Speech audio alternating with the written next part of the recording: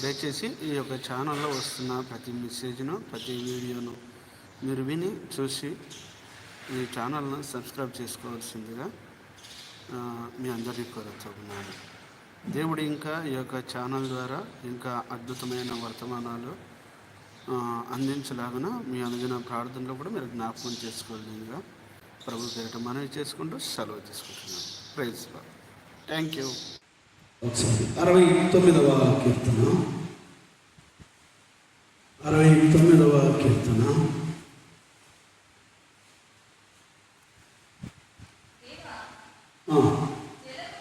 జలములు నా ప్రాణం మీద పొరలుచున్నవి, నన్ను రక్షింపుము. నిలుకయ్యని అగాధమైన దొంగ ఊపిలో నేను దిగిపోచున్నాను. అగాధ జలముల్లో నేను దిగబడి ఉన్నాను.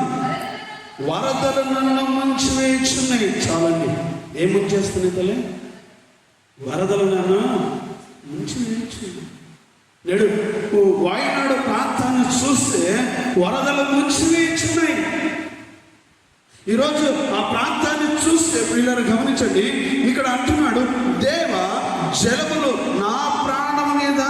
ఎక్కడ అంటాను? నా ప్రాణం ఉందంటే నా పైన పొర్లుచున్నవి, నా పైన పొంగుచున్నవి, నా పైన పొర్లుచున్నవి. అది అసలు నిలకడనేది లేదు. కనుక అతడు దావీదు దేవుడి దగ్గర ఈ రీతిగా ప్రార్థన చేస్తున్నాడు.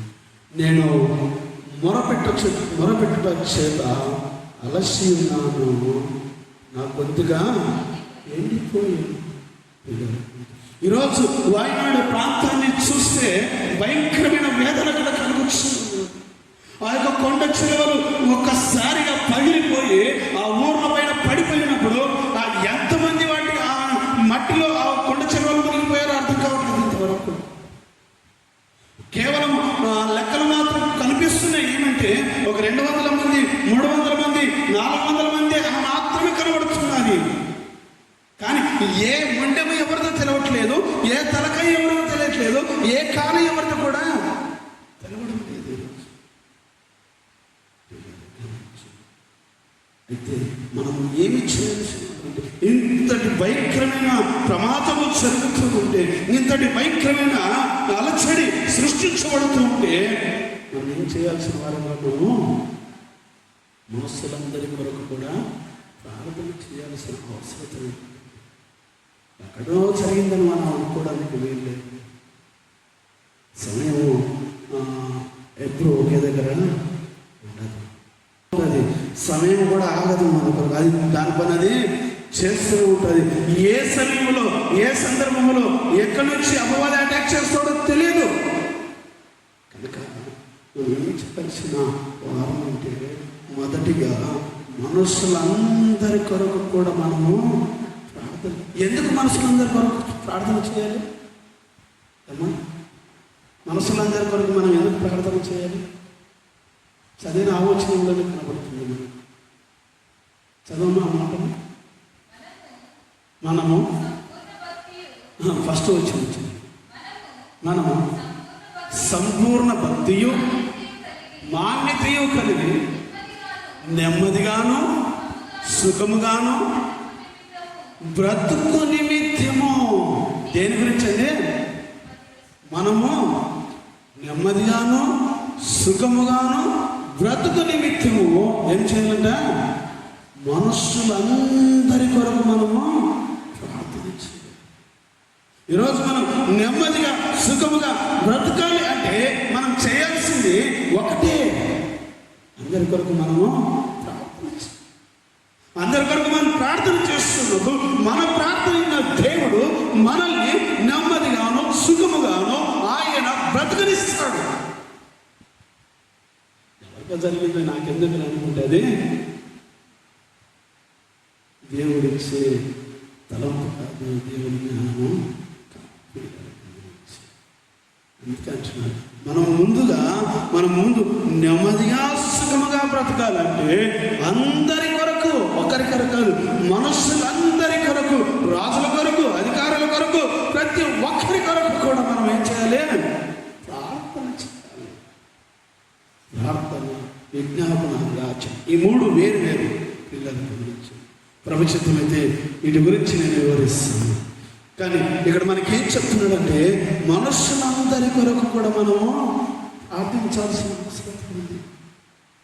మనం ఒకరి గురించి ప్రార్థించినప్పుడు వారు మన గురించి ప్రార్థిస్తారు. మనం ఒకరికి సహాయం చేసినప్పుడు వారు మనకు సహాయం చేస్తారు.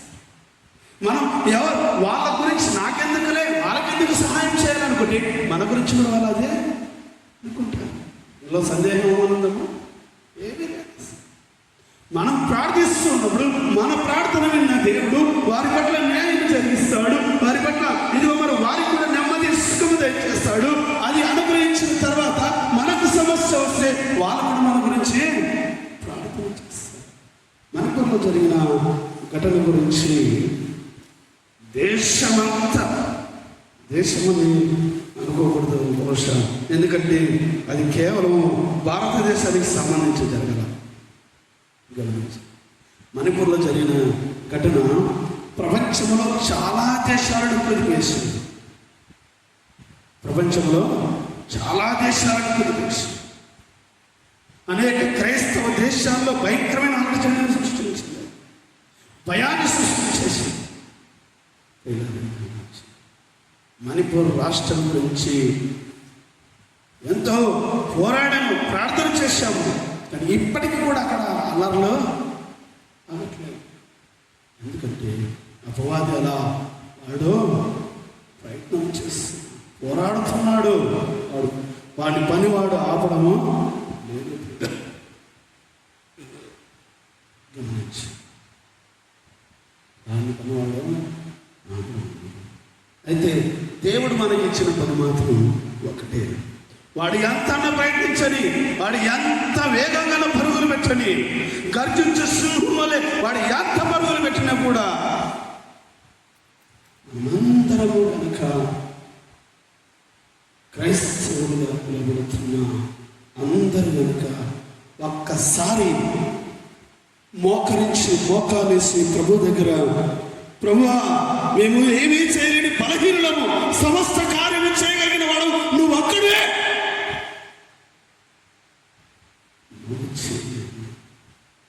ఆనాడు సభలో అపవాది తలను చెతక తక్కిన వాడము కదా ప్రభు. ఈనాడు గర్జించ సింహం వల్లే ఎవరిని మీ కుదనా అని పోరాడుతున్నాడు, పోరాటం చేస్తున్నాడు. వాడిని జయించడానికి నీ శక్తిని మాకు దయచే, నీ కృపను మాకు దయచేయి ప్రభు. ఆ విధంగా మనం ప్రార్థన చేస్తే దేవుడు తన కృప మనకు అనుగ్రహించి, తన శక్తి మనకు అనుగ్రహించి వాడిని జయించే గొప్ప కృపను దేవుడు మనకు అనుగ్రహిస్తాడు. కనుక మోకరించుతాం, కలుసుకుందాం, ఆయన సన్నిధిలో ప్రార్థన చేసుకుందాం, ఆయన సన్నిధిలో ప్రార్థించుకుందాం. గర్జించే సింహం వల్ల ఎవరిని మింగుదనా అని ఎదురు చూస్తున్నాం. అపవాదిని ఎదిరించాలి, జయించాలంటే మన ధర్మ కాదు, కానీ మనల్ని సృష్టించినటువంటి సృష్టికర్త వైపు మనం చూసి అడుగుతాం, ప్రభువా నీ కృప చూపించి, అయ్యా మనసులందరి గురించి ప్రార్థించమంటున్నావు, మనసులందరి గురించి విజ్ఞాపన చేయమంటున్నావు, మనసులందరి గురించి యాచన చేయమంటున్నావు, మనసులందరి గురించి కృతజ్ఞత చెల్లించమంటున్నావు. ప్రభువా నీకు స్తోత్రాలు. అట్టి మనసు నాకు దయచేయి, అట్టి మనసు నా సంఘానికి దయచేయి, అట్టి మనసు నా కుటుంబానికి దయచేయి. ప్రభువా అందరి గురించి ప్రార్థించే మనసు, ఆ తలంపును ప్రభువా మాలో మీరు పుట్టించు, మాలో మీరు పుట్టించండి.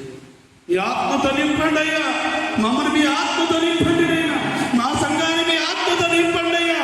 అయా నశించిపోతున్న ఆత్మలు ఎన్నో ఇలాఖములు ఉన్నాయి, వారందరి గురించి ప్రార్థించే భారాన్ని దయచేయి. భారము లేని వాడిగా, భారము లేని దానిగా నేను జీవిస్తున్నాను. క్షమించు, క్షమించయ్యా, క్షమించు అయ్యా, కృప చూపించు, దయ చూపించయ్యా, నీ శక్తిని మాకు దయచేయి. నీ శక్తి చెప్పండి. ఆనాడు చేసేమని తోటలో మీరు చేసిన